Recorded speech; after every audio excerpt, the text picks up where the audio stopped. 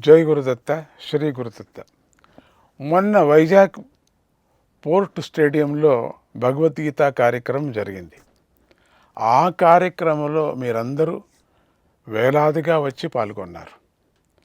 ఆ కార్యక్రమంలో పాల్గొన్న ప్రతి ఒక్కరికి స్వామీజీ ఆశీస్సులు, శ్రీకృష్ణ పరమాత్మ కృప మీపై ప్రసరించుగాక.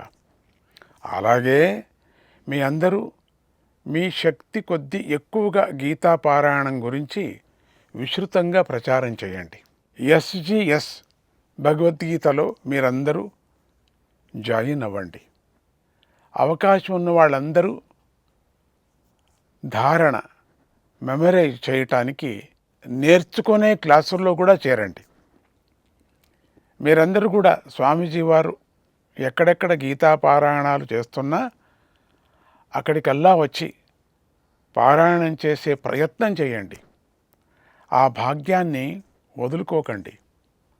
అలాగే స్వామీజీ వారు హైదరాబాద్ భాగ్యనగర్లో గచ్చిబౌలిలో జిఎంసిబి ఇండోర్ స్టేడియంలో 22 మార్చి పొద్దున్న 9 గంటలకు భగవద్గీత పారాయణం చేయాలని సంకల్పించారు.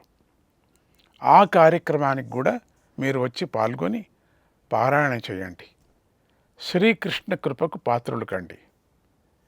దీనిని ప్రతి ఒక్కరూ స్వామీజీ వారు ఆదేశంగా భావించి తరలిరండి. అలాగే 21 శనివారం సాయంత్రం భాగ్య లక్ష్మి రాగసాగర, దాన్ని కూడా వదులుకోవకండి.